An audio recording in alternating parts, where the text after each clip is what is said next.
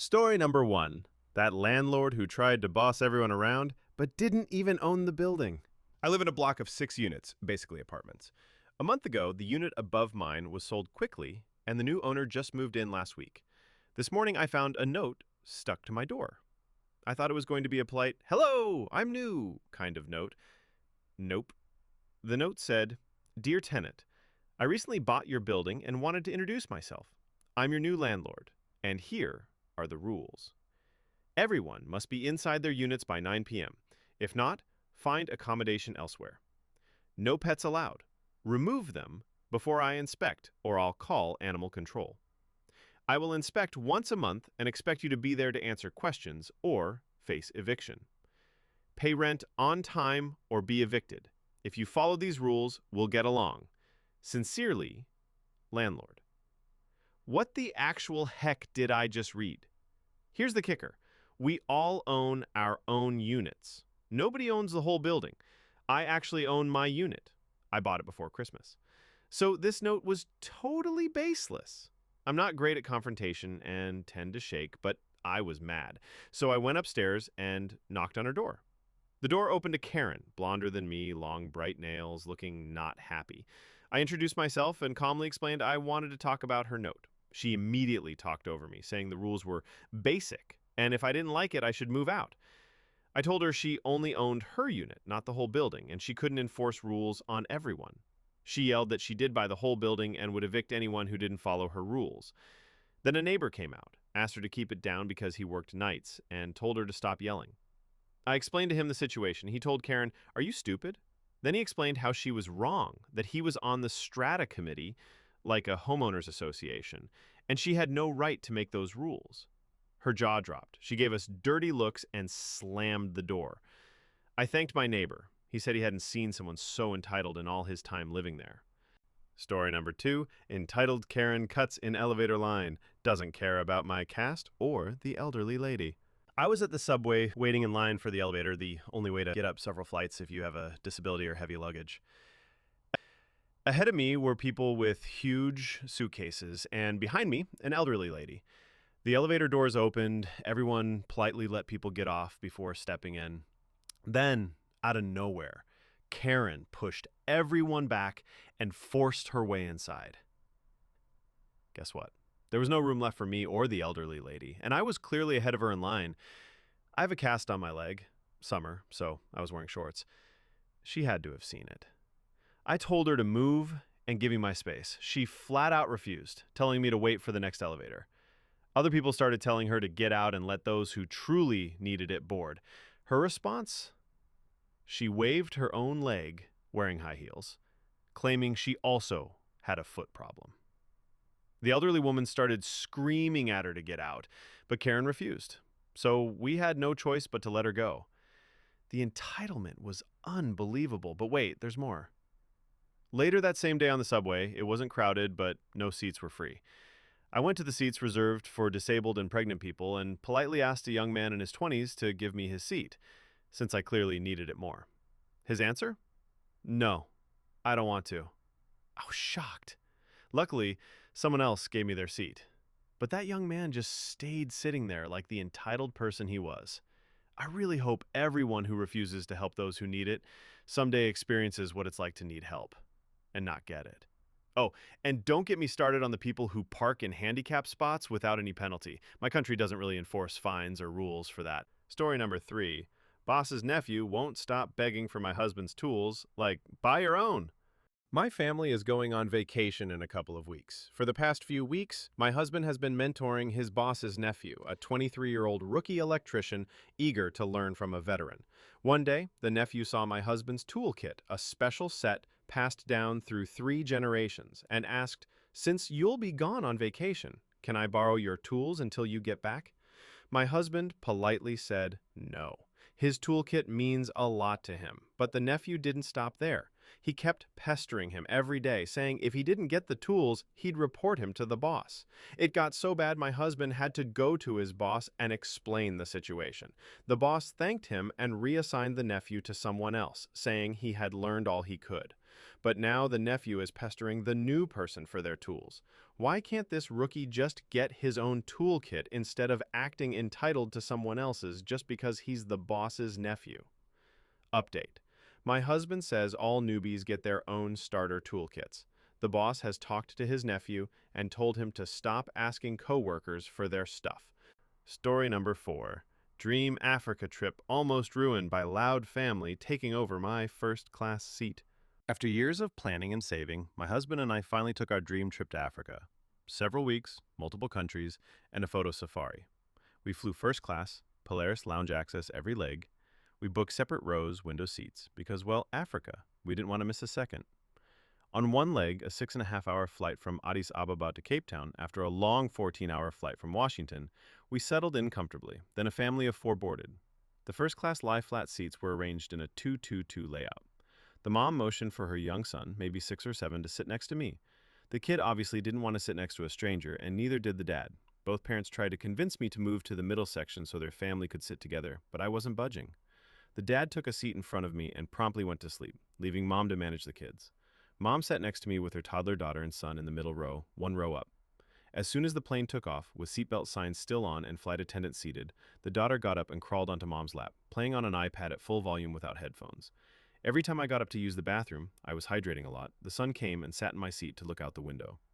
Whenever I came back, the mom gestured for me to take the middle seat. I politely declined every time. After a couple of hours, I finally lay my seat flat to sleep, after being awake 24 plus hours. I woke up with horrible knee pain because the toddler had used my legs as a bench to look out the window. Look, I get it. Traveling with kids is tough. Mine are adults now. But honestly, I was too happy to be on my dream trip to let any of this ruin it. No yelling, no drama, just a classic case of entitled family taking over someone else's space. Story number 5.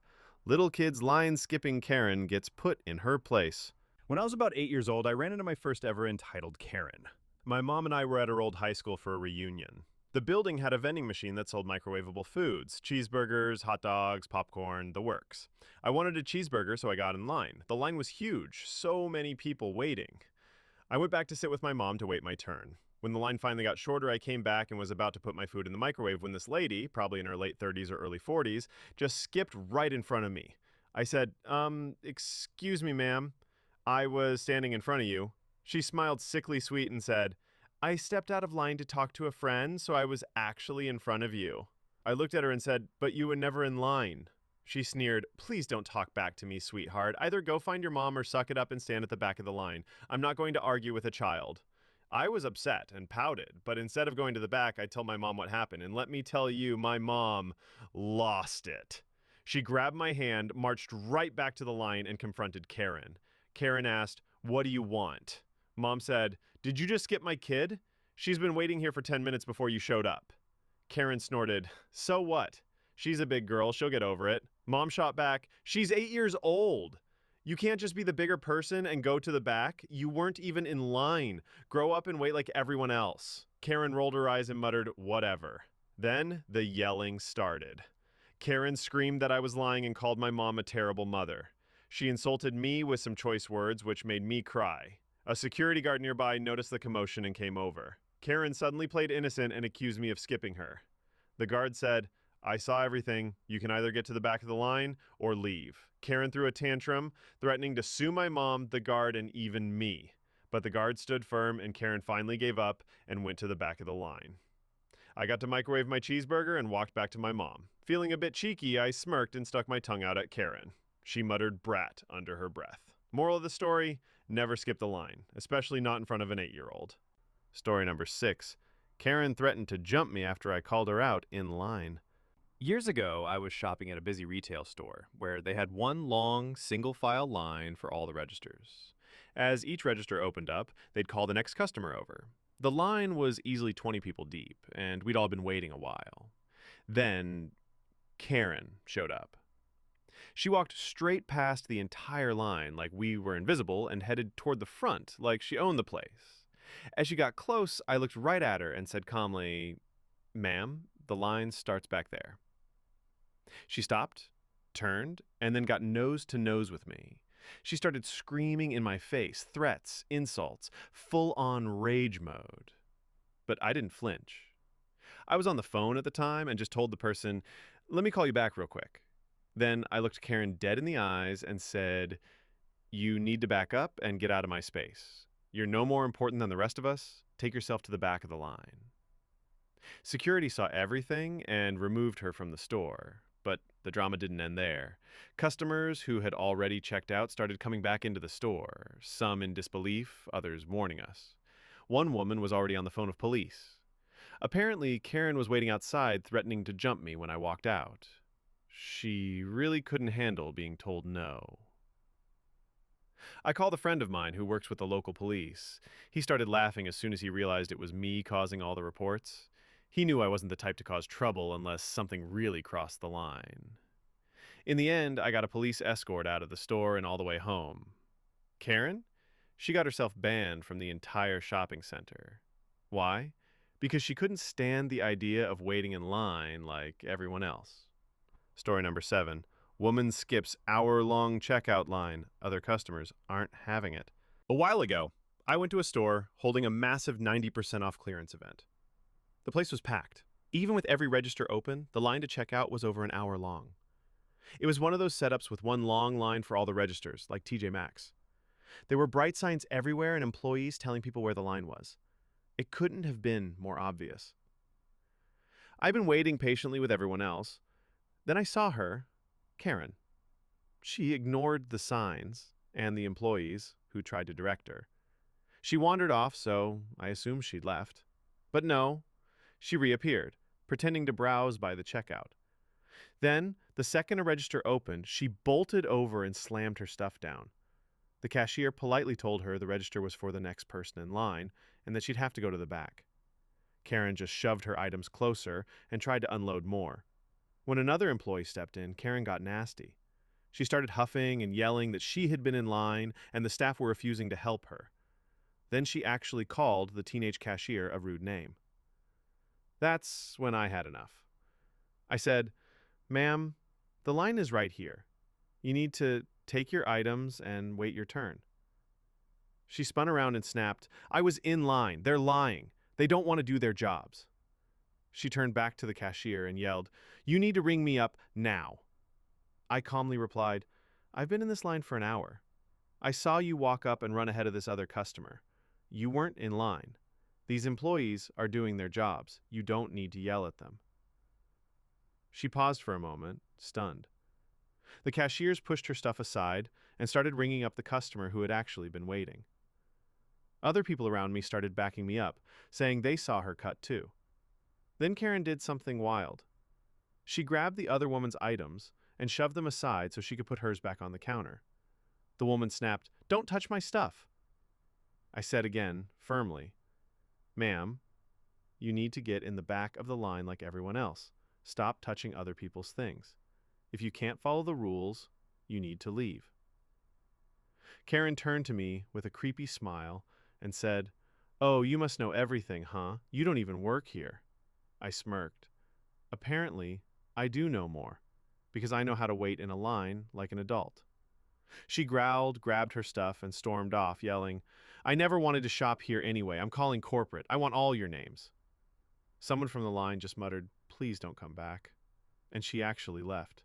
The cashiers looked shocked but relieved. When it was finally my turn, they thanked me and joked that I must be a manager. I told them I'd worked retail before, and I couldn't stay quiet when she started yelling at them and pushing things around. Another cashier said I made her day. I don't usually talk back, but this time, Karen deserved every bit of it. Story number 8. You can't just stand there and save a spot. Karen found out the hard way. I went to the supermarket yesterday. This place has a weird checkout layout. Trolley on one side of the conveyor and you walk down the other side to pay. You also need a membership card to shop there. I had maybe a dozen items in my cart.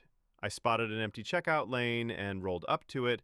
There was a woman standing maybe 2 feet from the register, facing away from it and looking back into the store.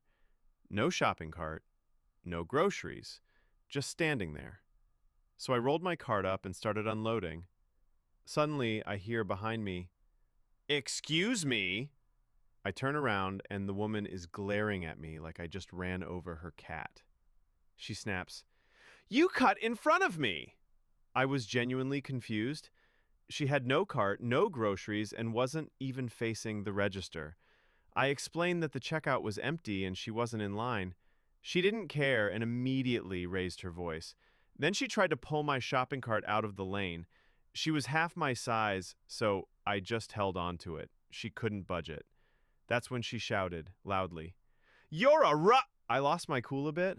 I didn't yell back at first, but I did put my finger in her face and told her to back off. My adult son, who is autistic, was with me. Hearing her use that word over and over, at least 4 times, made me really upset. Her husband arrived with their overflowing cart and immediately sided with her.